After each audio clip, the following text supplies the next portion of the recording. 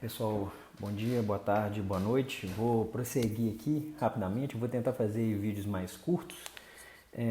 Vou tentar prosseguir aí com essa revisão nossa aí de hidrostática, tá certo? Então vamos lá, só prosseguindo aqui. As apresentações vão estar disponíveis aí na descrição e eu vou deixar também um site com uma simulaçãozinha do princípio de Pascal, se der pra vocês darem uma olhada, isso é interessante. Então, prosseguindo aqui, o que a gente viu no vídeo anterior, mesmo em sala de aula, a gente chegou a ver relação de pressão hidrostática, dado que eu esteja num fluido e esse fluido está parado, qual que é a relação de pressões se eu tiver em níveis diferentes desse fluido, tá certo? Então a gente chegou a ver, a gente deduziu essa formuleta aqui, que é a equação principal aqui da hidrostática. Então a equação principal da hidrostática é essa, se eu estiver num ponto abaixo, que eu vou estar chamando aqui de ponto 2, então por exemplo esse ponto 4, a pressão nesse ponto 4 ela é igual à pressão no ponto 2, mais ρgh, onde h é a diferença de altura entre esse nível do ponto 2 e o nível do ponto 4, tá certo? Então, quanto mais baixo eu tiver no líquido, maior essa é a pressão dele, e a pressão é dada por essa equaçãozinha aqui. Sendo que a gente aqui, nessa disciplina, a gente está tratando de líquidos, de pressões em líquidos. A gente não vai tratar pressões na atmosfera, não, tá certo? Só conferir se está gravando, tá? Tá. E aqui? Tá. Beleza. Depois a gente falou um pouquinho de princípio de Pascal. No último vídeo a gente falou assim, tá, dado que eu tenho esse líquido aqui, é um líquido incompressível, e eu for adicionando bolinhas aqui, ou se eu for pressionando mais esse líquido, como que essa pressão vai ser distribuída no líquido inteiro, tá certo? Então a gente chegou à conclusão, no outro vídeo está mais bem explicado, que está mais detalhado, a gente chegou à seguinte conclusão, que a pressão aplicada num ponto de um líquido, ela é distribuída igualmente para todos os pontos desse líquido. Então é isso aqui, ó. Se eu aumentar a pressão que eu estou fazendo aqui em cima desse líquido, então por uma quantidade ΔP, a pressão nesse ponto P' ela vai mudar para a pressão P, que tinha calculado antes, sem adicionar esse ΔP aqui, mais esse ΔP. Então esse ΔP, essa diferença de pressão, ela vai ser distribuída no líquido inteiro. E onde que a gente aplica isso? A aplicação disso mais direta, e aqui a gente está tratando de líquidos incompressíveis, importante salientar isso.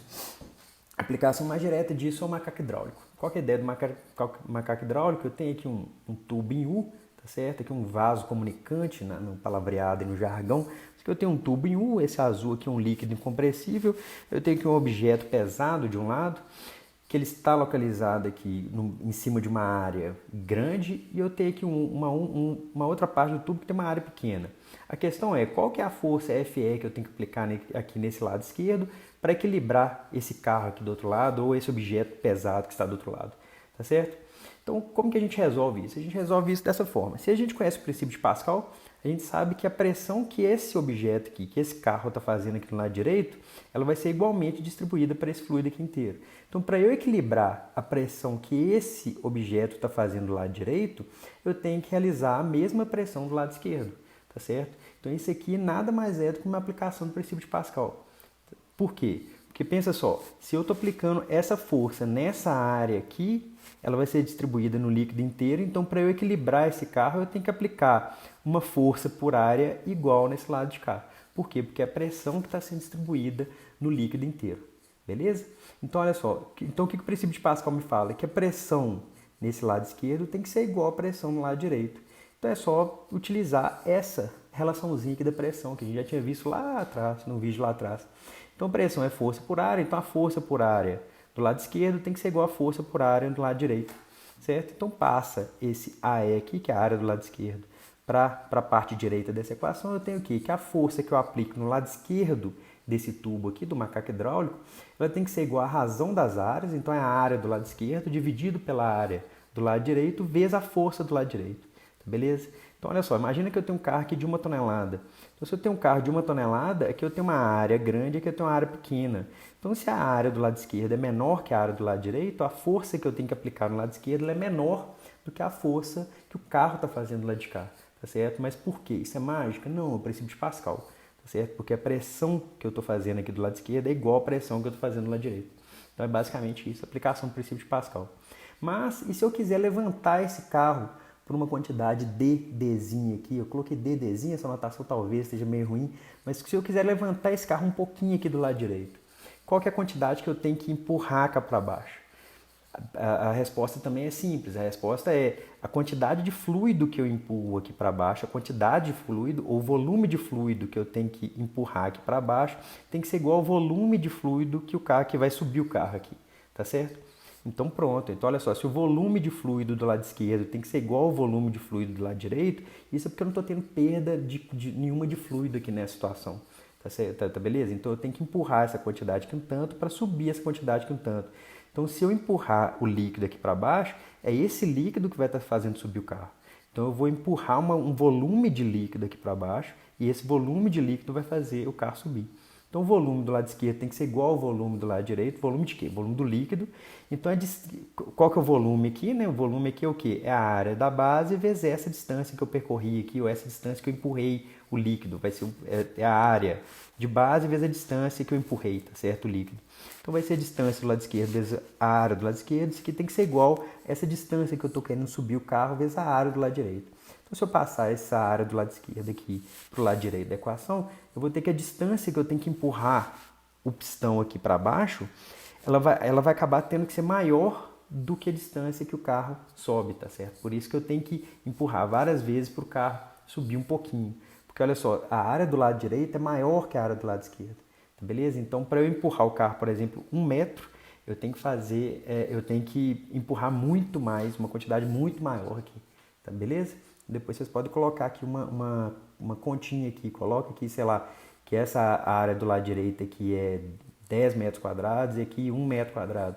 E se eu quero empurrar o carro 10 centímetros, quanto que eu tenho que empurrar aqui para baixo? Vocês vão ver que é bem maior, beleza? Então fica essa continha para vocês fazerem. No caso vai dar 1 metro, né? Mas beleza, dá para vocês fazerem essa continha muito fácil. Então, beleza, isso aí encerra essa aplicação do princípio de Pascal. O princípio de Pascal, uma aplicação simples é essa. Vocês podem pensar num tubo de pasta de dente. Eu aperto o tubo de pasta de dente, esse fluido, que não é um fluido ideal, que a gente está tratando aqui, mas esse fluido ele sai na ponta ali da pasta de dente. Eu apliquei pressão numa parte, o fluido saiu em outra, beleza? Mas vamos partir para um outro princípio aqui, que chama princípio de Arquimedes. Então, vamos voltar lá no início. Volta lá no início. Qual que era o nosso primeiro passo lá no início desses vídeos? Era o seguinte, eu tinha água parada aqui num copo lagoinha, e eu tinha aqui um cilindro parado dentro dessa água parada. Tá tudo parado, porque é hidrostático. Tá tudo parado, eu tenho esse cilindro aqui parado, eu tenho esse fluido aqui que tá parado, tá certo? Então, ó, eu tenho um copo ou um balde com água, mais o cilindro parado na água. A pergunta é, qual que é a força total que a água exerce no cilindro? A força total que a água exerce no cilindro. A gente já fez essa análise em outro vídeo lá atrás. A gente analisou só as forças que o fluido estava fazendo nesse cilindro, tá certo? Só que, se esse fluido está parado, daqui ó, a gente está querendo analisar as forças devido ao fluido no cilindro. Mas, desculpa, apertei aqui com touch aqui, foi 2 vezes, deu um spoiler aqui. Mas olha só, eu estou querendo analisar as forças que o fluido está fazendo, as forças que o fluido está fazendo no cilindro, tá certo? As forças que o fluido estão atuando no cilindro. As forças devido ao fluido que estão atuando no cilindro. É isso que eu estou querendo analisar, beleza? Se o cilindro está parado, eu vou chamar todas essas forças aqui que eu coloquei mais claro um pouquinho, todas essas forças mais claro um pouquinho, que são forças devido ao fluido que estão atuando no cilindro, eu estou substituindo todas essas forcinhas por essa força vermelha aqui, que eu quis chamar de F-imp, porque daqui a pouco a gente vai chamar de força de empuxo. Mas por enquanto vou deixar aqui de F-imp. Então todas essas forcinhas aqui, que eram essas forças aqui, ó, essas setinhas aqui, eu substituí por essa força vermelha F-imp aqui, tá certo? Que vai aparecer uma hora aqui. Beleza, essa força é F-imp aqui. Se o cilindro está parado, lá da física 1, a gente sabe que se o cilindro está parado, essa força F-imp ela tem que ser igual ao peso, beleza? Só que essa força F-imp é o quê? O que a gente sabe é essa equação quadriculada aqui em cima. Que a pressão no ponto 2, nesse nível 2, é a pressão no nível 1 mais ρgH, onde H é essa diferença de altura, certo? O que a gente sabe é isso, é essa equação quadriculada. É a única coisa que a gente sabe de hidrostática. Então, eu vou passar o P1 para o lado de cá, eu tenho que P2 menos P1 é ρgH, certo? Só que agora eu vou multiplicar essa equação por A. Se eu tenho pressão vezes área é força, tá certo? Essa diferença desse P2 vezes A menos P1 vezes A é justamente essa força Fimp. Tá beleza? Porque é a diferença das forças que estão atuando na base do cilindro com a força que está atuando no topo do cilindro. Então é justamente essa força Fimp aqui, tá certo? E olha só, eu estou multiplicando essa equação pela área. Então aqui eu tenho P2 vezes A, tá aqui, P1 vezes A tá aqui, e aqui eu tenho ρGHA. Então é ρHAG, certo? Beleza. Mas quem é HA? H é essa diferença de altura. A é a área da base. Então, H vezes A é justamente o volume desse cilindro. E esse volume desse cilindro é justamente o volume que foi ocupado por um objeto que está dentro d'água. Então, é o volume de água que foi deslocado por esse objeto. Tá certo? Se eu pegasse esse objeto e substituísse por água ali, eu ia ter esse volume de água. Tá beleza? Ou desse líquido azul que está aqui. Então, olha só, essa força Fimp, ela é P2 vezes A menos P1 vezes A, que está escrito aqui, que isso é igual a ρHAG. É ρHAG. Então é ρ vezes volume vezes G, certo? Mas quem que é ρ vezes volume? Volta aqui nessa equaçãozinha aqui do meio. Aqui, ó. Ρ vezes volume é justamente a massa. Mas é a massa de quê? Olha só, ρ aqui não é qualquer ρ. Ρ não é a densidade. Ρ aqui, a gente já tinha até conversado isso no outro vídeo. Esse ρ aqui é a densidade do líquido que está em volta do cilindro. Por quê? Porque P2 menos P1 são as pressões devido ao líquido, tá certo? Está escrito aqui, ó, forças devido ao fluido no cilindro. Então, esse ρ aqui é a densidade do líquido que está envolvendo o cilindro. Então, olha só, quem que é ρ vezes o volume? Ρ vezes o volume é M. Ρ vezes o volume é M. Está escrito aqui, ó, ρ vezes o volume é massa. Mas é a massa de quem? É a massa do líquido que foi deslocado pelo cilindro, tá certo? Então, olha só, essa força que eu chamei de Fimp, ela é o que? É ρ vezes o volume vezes G, que por sua vez, ρ vezes volume é massa, mas é massa de quem? É massa do líquido que foi deslocado pelo cilindro. Então, essa Fimp é a massa do fluido deslocado pelo cilindro vezes a gravidade. Olha só, ρ vezes volume é massa. Massa do fluido deslocado pelo cilindro, tá certo? Vezes a gravidade, tá certo? Então, essa Fimp, para esse cilindro, vai ser a massa do fluido deslocado vezes a gravidade, tá certo? Mas, e se eu modificar isso aqui para uma esfera? É claro que aqui a gente está fazendo uma análise simplificada para essa disciplina.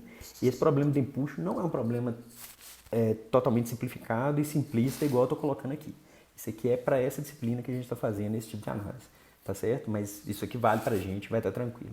Se eu substituísse esse cilindro por uma bola aqui, como é que ia ser a análise das forças? A análise das forças ia ser esses camaradas aqui, só que a gente viu que a diferença de pressão ia ser a mesma. Então, se a diferença de pressão é a mesma, a força de empuxo também vai ser a mesma. Então, se eu substituir o cilindro por uma bola, a análise vai ser a mesma. A análise vai ser exatamente a mesma. Então, a força de empuxo, igual a gente tinha feito para o cilindro, que era a densidade do fluido vezes o volume do cilindro vezes a gravidade, isso vai valer também para uma bola que esteja dentro do líquido, vai valer para uma batata que esteja dentro do líquido, para um gengibre que esteja dentro do líquido, independente de qualquer objeto, de qualquer geometria que estiver lá dentro. Dentro dessa análise que a gente está fazendo, que é simplificada. Existem algumas exceções que eu posso até deixar depois na descrição, mas eu vou até deixar na descrição, mas que a gente não vai tratar não, tá certo? A gente só vai tratar esse caso simplificado aqui. Então, olha só, a força de empuxo é o quê? A massa do fluido deslocado vezes a gravidade. Devido a essa diferença de pressão ser relacionada daquela forma que a gente viu, que é ρGH, a diferença de pressão aqui é o P2 menos P1 é ρGH. Então, da mesma forma, a força de empuxo para essa bola que esteja dentro do líquido, ela vai ser o ρ, a densidade do fluido, vezes o volume do fluido deslocado, tá certo? O volume do fluido deslocado pelo objeto vezes a gravidade, tá certo? Então isso aqui vai ficar igual. A ideia do empuxo vai ser sempre assim. A ideia a força de empuxo vai ser sempre essa. Vai ser a massa do fluido deslocado pelo objeto vezes a gravidade. Agora, o que é a massa do fluido deslocado? A massa do fluido deslocado é a densidade do fluido vezes o volume que foi deslocado pelo objeto, tá certo? Vai ser sempre isso aqui. Força de empuxo para a gente aqui nessa disciplina vai ser sempre isso. Força de empuxo vai ser sempre a densidade do fluido vezes o volume o volume de líquido que foi deslocado pelo objeto vezes a gravidade, tá certo? Eu vou fazer alguns exemplinhos disso, talvez, em algum vídeo para frente, tá beleza? Então, olha só, se eu tenho um objeto parado, esse objeto aqui tem esse formato aqui, parado dentro d'água, a força de empuxo é igual ao peso, e a força de empuxo vai ser sempre igual a esse camarada aqui para o limite que a gente está trabalhando nessa disciplina, que é a densidade do líquido que está em volta, vezes o volume do líquido deslocado pelo objeto, vezes a gravidade. Vocês podem até pensar, por que só está entrando o volume do líquido deslocado aqui? Porque a força de empuxo é devido à ação do fluido nesse objeto, nessa bola aqui, tá certo? Olha só, essas forcinhas aqui eram forças que o líquido estava fazendo nessa bola. Então essa força de empuxo, ela é devido às forças que o líquido está fazendo nessa bola. Então por isso que aqui entra a densidade do fluido e o volume de fluido que foi deslocado pelo objeto, certo? E agora? E se eu tiver uma bola, certo? Até mudei a cor dela aqui, ó. Essa bola amarela aqui, que vai mudar, essa bola amarela ela está parada dentro do líquido. Ela está parada dentro do líquido. Então a força de empuxo é igual ao peso. Agora eu mudei essa bola para uma bola verde. Essa bola verde é uma bola ela é uma bola mais leve, só que ela tem o mesmo formato, o mesmo tamanho. Então olha só, ela tem o mesmo formato, o mesmo tamanho, então a força de empuxo é igual. Por quê? Porque a força de empuxo só depende dessas características dela. Ela só depende do volume de fluido que foi deslocado, tá certo? Então se a gente troca a esfera amarela por uma esfera de outro material, essa esfera verde aqui, de menor massa, a força de empuxo vai ser maior que o peso, portanto esse objeto ele vai flutuar, tá certo? Olha só, a força de empuxo é só devido às forças que o líquido está fazendo no objeto. Então se eu tiver um líquido fazendo forças nessa bolinha aqui, se eu trocar essa bolinha por uma outra bola mais pesada, as forças que o líquido vai estar fazendo, né, por uma bola mais pesada, mas de mesmo formato, de mesmo tamanho. Se eu encher essa bolinha aqui de areia, por exemplo, tá certo? Então, se eu pegar essa bolinha aqui, encher ela de areia, colocar ela dentro de um líquido, as forças que o líquido está fazendo nessa bolinha são a mesma, só que a massa dessa bolinha mudou, tá beleza? Então, a ideia é essa. Então, olha só, agora eu peguei esse exemplo aqui, eu peguei essa bolinha aqui, essa bolinha verde, coloquei areia dentro dela, eu coloquei chumbo dentro dela para ela ficar aqui cinza, e a massa dela aumentou. Vocês estão notando que a força de empuxo é igual. Por quê? Porque a força de empuxo só depende da densidade do líquido, que não mudou, depende do volume do fluido deslocado, que é o que está dependendo do tipo do material que está aqui, tá beleza?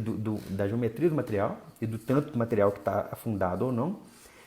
E a gravidade vai ser igual. Então, a força de empuxo é igual, só que o peso mudou. Então, essa bolinha aqui, quando ela estiver vazia, ela vai flutuar, porque a força de empuxo vai ser maior que o peso, mas quando ela estiver cheia aqui, sei lá, de areia ou de um metal aqui dentro, ou de alguma coisa pesada aqui dentro, ela vai descer, por quê? Porque a força de empuxo vai ser igual, que é o que eu estou mostrando aqui, só que o peso dela vai ser maior. Então, o peso vai ganhar da força de empuxo, tá certo? Eu vou deixar... Tem algumas exceções, mas eu vou deixar, mas para a gente nessa disciplina isso está valendo. Então, bacana. O que a gente resuma aqui de hidrostática? É que a pressão varia com profundidade em líquidos. Estou deixando aqui que a gente não tratou de gases ou pressão variando com altitude na atmosfera. A gente só está tratando de líquidos nessa disciplina. A gente deduziu essa equaçãozinha aqui, que é a equação principal aqui de hidrostática. H é a diferença de altura entre esses dois níveis 2 e 1. Então, P2 está mais embaixo que P1. Então, pressão em P2 é igual a pressão em P1, mais ρ GH, onde H é essa diferença de altura aqui, tá certo? A gente falou de aplicações, barômetro, manômetro, macaco hidráulico, a gente falou do princípio de Pascal, a gente falou do princípio de Arquimedes agora nesse vídeo, e as referências que vocês podem usar são essas aqui, que são as mais basiconas, beleza? Então fica assim, eu vou dar uma parada aqui agora, espero que esteja dando para acompanhar e vamos ver se a gente prossegue. Tá certo? Se der certo para prosseguir, no próximo vídeo eu faço alguns exercícios, depois a gente começa a parte de hidrodinâmica. Mas é isso aí, um abraço, falou, tchau!